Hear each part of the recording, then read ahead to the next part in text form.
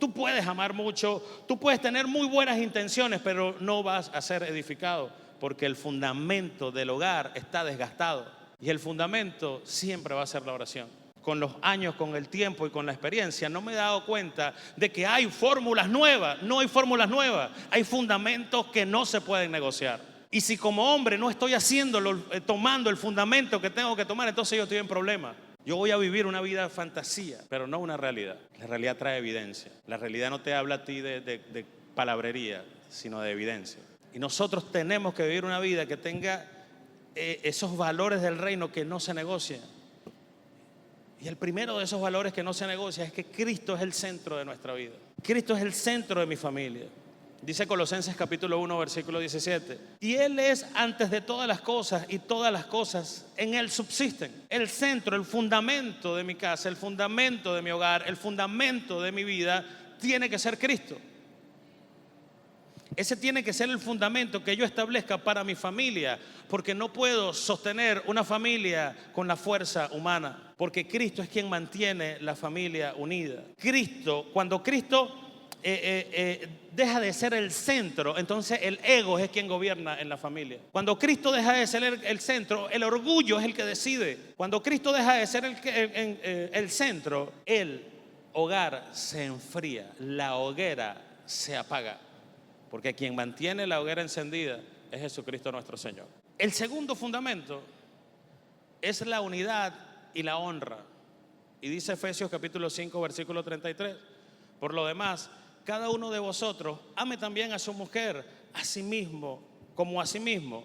Y la mujer respete a su marido. El gran problema que nos conseguimos nosotros hoy en día son mujeres que demandan amor, que demandan atención, mujeres que demandan protección y cuidado. Y quieres que te diga algo, ese es el diseño de ellas. ¿Cuántas mujeres se quieren sentir protegidas?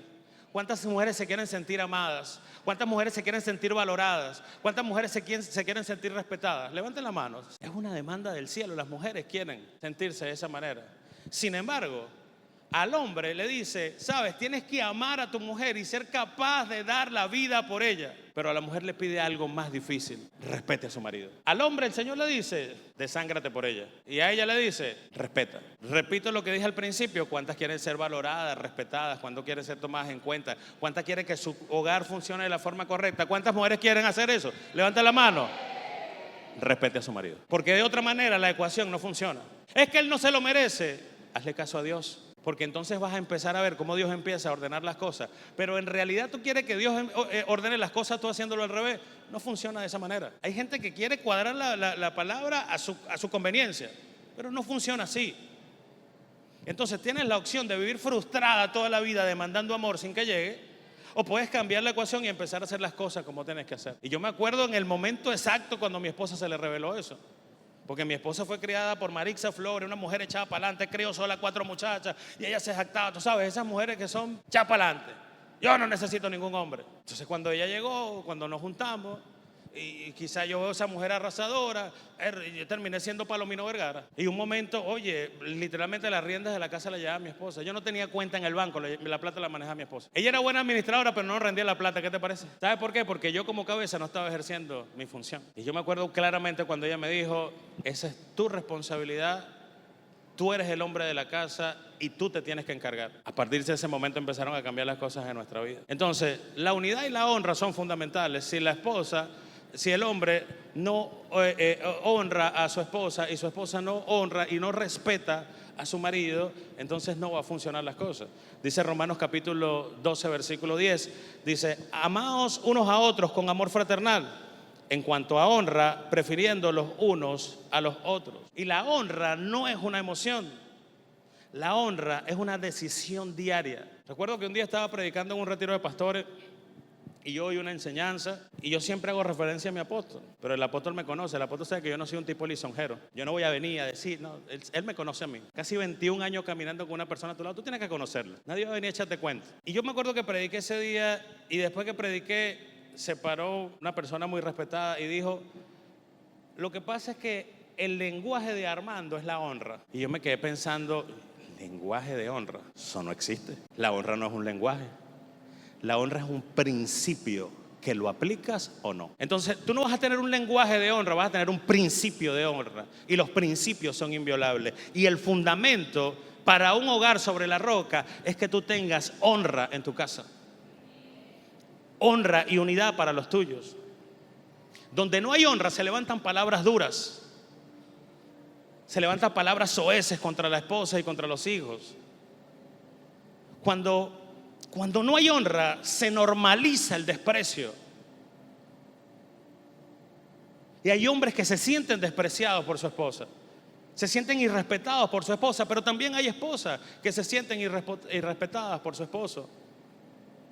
Hijos que se sienten irrespetados por sus padres y padres que se sienten irrespetados por sus hijos, porque el fundamento de la honra ha sido violado. Porque el fundamento de la honra ha sido quitado. Nosotros necesitamos tener ese fundamento. El tercer fundamento es orden y autoridad espiritual. Efesios capítulo 6, versículos del 1 al 4. Hijos, obedeced en el Señor a vuestros padres, porque esto es justo. Honra a tu padre y a tu madre, que es el primer mandamiento con promesa, para que te vaya bien y seas de larga vida sobre la tierra. Y vosotros, padres, no provoquéis a ira a vuestros hijos, sino criadlos en disciplina y amonestación del Señor.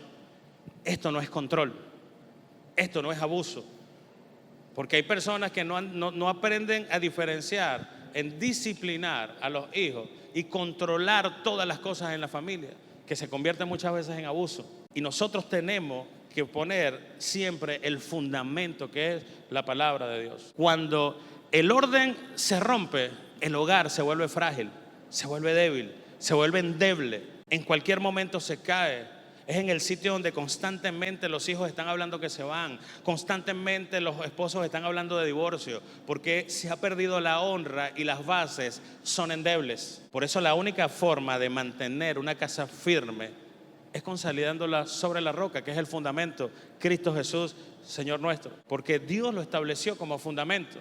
Dios es más, lo que Dios estableció como fundamento, el hombre no tiene derecho a rediseñarlo. Yo no puedo rediseñar el modelo de la familia. Y yo no puedo decir, no, es que ahora se casan las mujeres con las mujeres y los hombres. No lo puedo hacer, porque hay un diseño que Dios estableció y nadie lo puede rediseñar. Ni la cultura, ni la modernidad. Nadie puede rediseñar el diseño que Dios estableció para la familia. Y sabes, la familia va a enfrentar tormentas. Y lo dice en Mateo 27, 25, donde leemos ahorita, dice: y descendió la lluvia, y vinieron los ríos, y soplaron los vientos.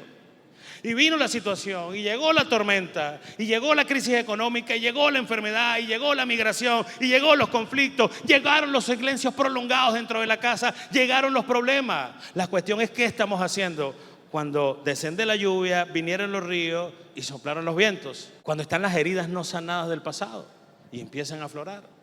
Cuando vienen las tormentas, ¿qué pasa? ¿Cómo actuamos cuando lleguen?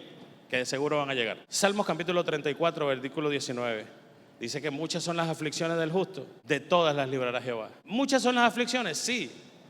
Yo no puedo venir y venderte un falso evangelio. Es que cuando tú vengas a Cristo se te acaban todos tus problemas. ¿Tenías problemas económicos? Ya no. ¿Qué quieres tú? ¿Un carro del año? Ahora que vas a ver un carro del año para allá afuera. Y la gente vive vendiendo un evangelio falso, un evangelio de que tú estás bien porque tienes plata. Por Dios, sean serios, lean la Biblia. Porque si es así, la mayoría de los apóstoles se fueron para el infierno. La prosperidad es mucha más que plata. La prosperidad es tener una almohada donde puedas descansar en paz, con una conciencia tranquila, y levantarte con una conciencia tranquila. Ver tus hijos en bendición. Eso es prosperidad. La plata es solo un instrumento. Y minimizar al evangelio, minimizar al nivel más bajo el evangelio, fundamentándolo sobre solo lo que tiene, eso no es evangelio. Pero a muchos les gusta ese tipo de evangelio. Muchos les gusta ese tipo de cosas. Pero ¿sabes por qué les gusta? Porque no leen la Biblia. ¿Sabes por qué les gusta ese tipo de evangelio? Porque no hay fundamento. Entonces, realmente, el problema no es la tormenta. Porque ya dice la Biblia que la tormenta va a llegar. Ese no es el problema. El problema es cómo te encuentras el corazón. Hay casas que no se derrumban, pero se agrietan. Hay casas que se agrietan. Y cuando se agrietan, ¿sabes qué? Siguen juntos, pero ya no conversan. Están en la misma casa, pero ya no se hablan. Funciona, pero ya no lo disfruta. Yo no quiero una familia así. Yo quiero disfrutar a mi familia. Yo quiero disfrutar a mi esposa. Yo quiero disfrutar a mis hijos. Yo quiero disfrutar a mis nietos. Y yo he entendido que la única manera es guardando el fundamento que es Cristo Jesús, Señor nuestro. No hay otra manera, no hay otro lugar, no hay otra forma. Que si estamos en el mismo techo, nosotros vamos a entrar en calor. Porque hay mucha gente que vive junta, pero el fuego se perdió hace rato. Ahora, ¿cómo hacemos en los procesos? Porque es fácil decirlo y quizás lo pensará, ajá, tú lo piensas de esa manera, pero no estás en mis zapatos. Tú lo piensas de esa manera, pero ¿cómo yo puedo resistir sin endurecer mi corazón? La Biblia dice en Hebreos capítulo 12, versículo 15, mirad bien, no sea que alguno deje de alcanzar la gracia de Dios, que ha brotado de alguna raíz de amargura y os estorbe. Yo no soy un tipo que no recibo ofensa, yo recibo ofensa, pero tú sabes qué hago yo, paso la página. ¿Tú sabes por qué? Porque yo no me voy a quedar detenido en un resentimiento para parar lo que Dios determinó hacer por mí, por otro. No, papá, yo no nací ese día. Me duele, lloro, perdono, me levanto y sigo adelante. Esa es la fórmula. No hay otra. No hay otra. Yo no voy a guardar resentimiento, yo no voy a hacer eso. ¿Sabe por qué? Porque yo tengo un fundamento que se llama Cristo Jesús, Señor nuestro. Dios me ha permitido vivir muchas cosas hermosas, pero no me conformo. Y yo sé que Dios tiene cosas más especiales. Y cuando digo cosas más especiales, ay, el pastor está pidiendo una camioneta. No, yo no tengo camioneta, ni carro. Lo vendí para completar mi casa. Ando en una motico chiquitica por ahí. Y a veces llego a la iglesia sudando con mi motico, pero con una gran paz en mi corazón, viendo a mis hijos en bendición. Y como les decía, el 2025 fue un año, wow. Creo que no tuve un año antes como del 2025. Me atrevería a decir que uno de los mejores años de mi vida. El año donde mi hijo menor, Leonardo, se casó, y se casó de una manera tan increíble, que recién se casó el 28 de noviembre y ya está en un apartamento y tiene todo lo que necesita tener. Tiene 2 aires acondicionados, tiene cama, tiene muebles, tiene lavadora, secadora, cama, todo lo que necesita tener. Y yo hablaba con él en estos días, yo le decía, mira, cuando yo empecé con tu mamá, yo tenía una cabita y una mesa plástica que se le cayó una pata. Y yo le dije, aprende a entender y a valorar lo que es la gracia de Dios. Por eso es que en infinidad de lugares la Biblia te dice que muchas veces tú estás haciendo cosas por tus generaciones. Yo en este tiempo estoy viendo la bendición de Dios sobre mis hijos, sobre su familia, sobre sus matrimonios. Entonces ese fundamento que se establece yo no lo puedo negociar, yo no lo puedo detener. Tendría que ser yo demasiado tonto para permitir que una raíz de amargura termine deteniendo mi vida. Y el problema de muchos es que ni siquiera lo hablo, ni hablo de nadie. Yo le pongo todo en las manos del Señor. Esa es la gran diferencia. Proverbios capítulo 4, versículo 23 dice, sobre toda cosa guardada, guarda tu corazón, porque de él mana la vida. Entonces, si algo tengo que guardar yo, sabiendo que necesito una vida que vivir, es guardar mi corazón. Entonces no te quedes pegado en ese barrialito, avanza. No te quedes pegado en ese resentimiento, avanza. No te quedes pegado en ese odio, avanza. Porque es la forma correcta. Porque cuando la tormenta llega, va a probar es lo que hay en el corazón.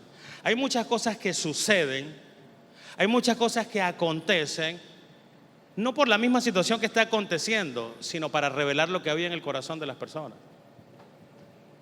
Y se pueden vivir situaciones, pero después Dios va a develar lo que hay en el corazón de las personas. Y van a venir las pruebas, y van a venir las tormentas, y va a chocar, y va a dar con ímpetu contra la casa, pero ¿quiénes son los que van a permanecer? Por eso, de toda cosa guardada, guarda tu corazón, porque de él mana la vida. Hay familias que resistieron, pero que también se endurecieron. Casas que quizás no se han caído por completo, pero ya no son un hogar. Nosotros necesitamos reedificar un hogar, o que nuestro hogar permanezca en pie. ¿Y cuántos quieren que su hogar permanezca en pie? Isaías capítulo 54, versículo 10. Porque los montes se moverán y los collados temblarán, pero no se apartará de ti mi misericordia, ni el pacto de mi paz se quebrantará, dijo Jehová, el que tiene misericordia de ti. Entonces, ¿qué hay que hacer? te voy a dar 3 llaves. 3 llaves de acceso a esto. La primera de ellas es volver al altar. Y te lo decía en un principio, vuelve a la oración. Yo no estoy hablando del manual, de la guía, yo estoy hablando de rendición. Y una vez le escuché al maestro Abelardo Palmarini predicando desde un púlpito, desde antes que viniéramos acá, cuando teníamos la iglesia en la calle Bolívar. Y Abelardo Palmarini dijo algo que me marcó. Y él me dice, orar no es hablar con Dios. Orar es vertir el alma delante de Dios, derramar el alma delante de Dios. Porque no es la misma una conversación que tú estás teniendo con una persona a una intimidad que estás teniendo con tu ser amado. Por eso lo primero que tenemos que hacer nosotros es volver al altar. Lo primero que tenemos que hacer nosotros es, porque los montes se moverán y los collados temblarán, pero no se apartará de ti mi misericordia, ni mi pacto de mi paz se quebrantará. Ya hay una palabra de Dios sobre nosotros, de que Él va a permanecer firme. Pero ¿qué tenemos que hacer nosotros? Volver al altar. ¿Qué fue lo que hizo Abraham en el libro de Génesis? Y dice, y edificó Abraham un altar allí para Jehová. ¿Y qué hizo Abraham cuando edificó el altar? ¿Qué hizo Abraham? Porque ¿qué pasa con las casas firmes? Las casas firmes tienen altar. Las casas débiles tienen peleas. Pero las casas firmes tienen un altar. Y cuando el altar se apaga, también el hogar se apaga.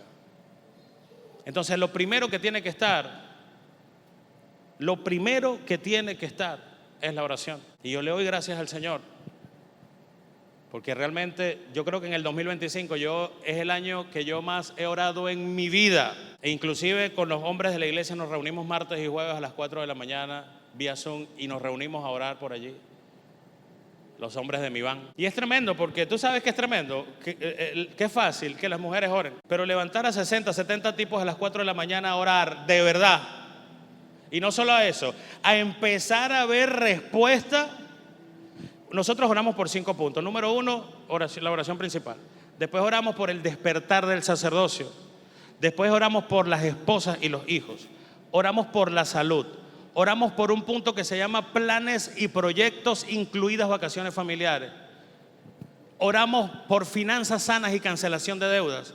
Y terminamos orando por Venezuela y por la iglesia. Nosotros empezamos ese mover de oración en marzo. Y cuando empezamos a orar por planes y proyectos, yo le dije a mi esposa, oye, ayúdame a orar por algo grande, por un proyecto grande. Y se lo dije varias veces. Nosotros habíamos comprado un apartamento en el año... Bueno, nos entregaron la llave en octubre del 2022, pero realmente edificarlo había sido muy difícil. Pero no era muy difícil porque Dios no pudiera, era muy difícil porque Dios tenía que trabajar en mí todavía muchas cosas. Y un día aprendí que al mundo lo mueve el hambre. Y cuando tú dejas de tener hambre, entonces tú dejas de avanzar. La comodidad mata. La comodidad, ¿sabes?, te hace sedentario. La comodidad te termina atrofiando. Por eso el hombre no fue diseñado para estar cómodo. El hombre fue diseñado para cazar. El hombre fue diseñado para conquistar. Y cuando dejamos de hacerlo nos atrofiamos. Yo estaba medio atrofiado. Teníamos el apartamento, no sabíamos cómo avanzar, no sabíamos cómo llegar a la meta. Y en marzo empezamos orando. Le pusimos los hombres inquebrantables de Visión al Mundo Valencia. Y nos levantamos a orar. Y yo empecé a orar por los planes y proyectos. Y le decía a mi esposa, Gina, ayúdame a orar por algo grande. Yo necesito una presa grande. Yo no puedo seguir cazando ratones. Yo tengo que ir por un mamut. ¿Hasta cuándo? Las metas cortas, pequeñas, ¿hasta cuándo? Yo necesito ir por algo grande. Y un día íbamos caminando por el Sambil y yo le agarré las manos y le dije, amor, por favor, ayúdame a orar por algo grande. Y esa mujer me dijo, ¿qué cosa más grande que nuestro apartamento? Que ahí está y no hemos podido hacer nada. ¿Sabe? Yo estaba, vamos, ayúdame a orar. Y cuando me dijo eso, me espiché porque me trajo a la realidad. ¿Y sabe qué hice yo? Señor, aquí está el proyecto de mi apartamento. Aquí está el sueño de mi esposa y mi sueño. Ayúdame. Y empezamos a orar. Y cada vez que oramos por planes y proyectos le decía, Señor, yo lo que necesito para avanzar esta semana es cemento. Yo lo que necesito esta semana es esta cosa, esta estrategia. Y empecé a orar puntualmente. Y yo le decía al apóstol anoche, apóstol, mi realidad económica no cambió. De hecho, el 2025 fue un año económicamente muy duro. Y Dios empezó a abrir las puertas. Dios empezó a colocar la gente correcta. No vino nadie y me dijo, pastor, necesitas $50,000, ahí está. Nadie vino a hacer eso. Nadie. sino que el Señor empezó a mostrar su poder a través de la oración. Y sabe, me emocioné. Y yo dije, es que esto funciona. Y empecé a darle más duro. Empecé a orar. Empecé a hablarle a la gente, esta es la línea, hay que orar, levántense. Y Dios empezó a responder no solamente a mí, sino a los hombres de la iglesia. Y Dios empezó una obra y empezó a edificar mi casa, pero yo primero edifiqué el altar. Y dice, y Abraham fue y edificó altar. Yo fui y edifiqué altar, y el Señor empezó a edificar mi casa. Empezó a crecer, empezó a llegar lo que venía. No les voy a mostrar fotos ni nada, porque bueno, pero quiero contar tu testimonio, porque Dios conoce los anhelos de tu corazón. Yo me paro así en medio de todo lo que había por hacer en ese apartamento, y yo le digo a mi esposa, oye, ¿sabes qué? En esta pared que está aquí, a mí me gustaría tener una pared con estuco veneciano, le digo. Y mi esposa, ¿qué es eso? ¿Tú estás loco? Ese es el plástico ese que... No, yo no estoy hablando de eso. Estoy hablando de eso, es un arte, eso es... Entonces yo empecé a buscar en el algoritmo. Es más, préstame el teléfono porque lo voy a mostrar. Empecé a buscar en el teléfono para mostrarle a ella, y el algoritmo me llevó a una página. Y en esa página yo empecé a ver, y yo decía, wow, esta es una obra de arte. Una obra de arte. Una pared bajito te vale $2,500, $3,000, una pared de esa. Y yo empecé a buscar y llegué, y el algoritmo me llevó a esta página que se llama Luis Estuco, todo inspirado por Dios. Y yo empecé a ver las obras de arte que ese hombre hace, y empecé a ver las maravillas, y yo, a verlo, pues, como que, bueno, qué bonito lo que hace, y admirar el trabajo del hombre. Y resulta que como 3 semanas antes de la última misión Amigo, yo veo el tipo que llega a la iglesia. Yo agarro, abro el Instagram y yo digo, perro, este es el mismo tipo del Instagram, está aquí en la iglesia. Pero por supuesto yo no me le acerqué, yo le dije, mira, yo soy un fan tuyo. No, yo no vi nada de eso. El tipo llegó a la iglesia y bueno, le recibe la palabra de Dios. Y el 21 de diciembre nosotros hacemos una actividad bellísima que tenemos ya 10 años haciendo, lo que se llama Celebremos a Jesús. Es algo de verdad realmente brutal que nosotros hacemos en la iglesia el penúltimo servicio del año. Celebramos a Jesús, lo llamamos. Y el día de Celebramos a Jesús, yo termino de predicar y se me acerca un líder y me dice, pastor, ¿tú sabes que aquí viene este hombre Luis? Yo, sí, yo lo he visto por ahí. Oye, pastor, me acaba de decir que te quiere regalar una pared. Pero me dice así, escucha, me dice que te quiere regalar una pared para la iglesia. Me dice así, esto tiene que ser de Dios, le dije. Dile que yo se la voy a recibir para mi casa. Ahora, si Dios le puso en el corazón que es para la iglesia, lo hacemos en la iglesia, pero yo se lo recibo para mi casa, le dije, porque esto tiene que ser de Dios. Ese mismo día el hombre me llama en la tarde y me dice, no, pastor, es para tu casa, donde tú vives. Y yo le digo, oye, mira, yo estoy a punto de mudarme, a punto de mudarme de aquí, estoy afinando detalles. Eso fue el 21 de diciembre. El 21 de diciembre él me dice, bueno, yo te hago una donde tú vives y cuando te mudes te hago otra, me dice, no hay problema. Y yo digo, bueno, vamos a vernos mañana. Y fue al apartamento, a mi apartamento, a nuestro apartamento. Y el hombre duró 2 horas contándome su testimonio y su conversión y cómo Dios lo había sacado de un mundo oscuro y después le había dado todo esto. Y es un tipo que le hace paredes a artistas, a embajadas, dentro y fuera del país. El hombre de verdad es bastante conocido, tiene su marca. Y tú sabes que es tremendo, que yo veía con emoción, veía el trabajo de este hombre. Y yo le doy gracias a Dios porque cuando tú eres fiel, ahora yo puedo ver la pared de mi casa ahí en ese lugar. En la misma página de él, yo veo la página de mi casa. Y yo le pregunto, hermano, porque yo estaba impactado, yo, hermano, ¿qué tengo que poner? Y me dice, pastor, tú lo único que vas a poner es la pared. Eso fue el 22 de diciembre. Y yo digo, Señor, gracias porque tú eres fiel. Gracias porque orar, edificar, poner fundamento, levantar altar, trae su recompensa. No podía terminar un año que yo estaba orando por la edificación de mi casa sin que el Señor se glorificara. Quisiéramos dormir hasta la madrugada, hasta la mañana, sí, pero en la madrugada hay que levantarse a orar por la esposa, por los hijos, por la familia, por el matrimonio, por los planes, por los proyectos, por los sueños. Tú no puedes estar endeudado y pararte a las 8 de la mañana. Tú tienes que pararte a orar. Dame las estrategias, dame la sabiduría, permíteme honrar mis compromisos. Nosotros tenemos que establecer fundamentos, tenemos que volver al altar. Hay que hablar la verdad con amor. Muchas veces queremos hablar verdad, pero lo hablamos a gritos. Muchas veces queremos hablar verdad, pero nos callamos. Nosotros tenemos que aprender a hablar en nuestra casa con amor y con verdad. Eso es un fundamento. Y mi esposa es la que me dice con mucha autoridad muchas veces: creo que me estás hablando muy fuerte. Y yo no estoy hablando fuerte. Porque a veces nosotros pensamos que a gritos nos van a escuchar, pero el amor y la verdad es lo que va a prevalecer. Y cierro con la tercera llave: sometamos nuestra casa a la autoridad de Cristo. Santiago capítulo 4 versículo 7: someteos pues a Dios, resistid al diablo y el diablo huirá de vosotros. La casa no se sostiene por el carácter. La casa se sostiene por la rendición. Cuando nosotros nos rendimos al Señor, no es que tú seas más fuerte, es que permitas que Él sea más fuerte en ti. Y a veces tú dices: Señor, ¿cómo yo te exalto?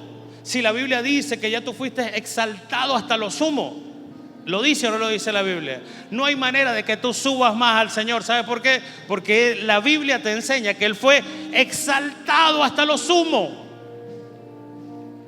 La única manera que yo tengo de exaltar más a mi Señor es yo viniendo más abajo. Es yo viniendo más abajo. La única forma de que Él crezca en mi vida es que yo venga más abajo. De que yo diga: Señor, perdóname, te necesito. Mi casa, mi hogar, mi familia te necesita. Mi familia necesita estar fundamentada sobre la roca que es Cristo. Y el fundamento no se negocia, porque cuando nosotros nos rendimos, Él va a orar. Y no cayó porque estaba fundada sobre la roca. De esa manera. Quizás haya personas que te quieran ver bien, pero no mejor que ellos. Quizás habrán personas que estén interesadas en que tu casa se caiga. Pero Mateo capítulo 7 versículo 25 dice: y no cayó, y tu casa no cayó, y tu matrimonio no cayó, y tu familia no cayó, y tu hogar no cayó, porque estaba fundamentada sobre la roca, sobre la roca, sobre la roca. Dios quiere hogares vivos, hogares con fuego, hogares con altar, hogares edificados para Cristo.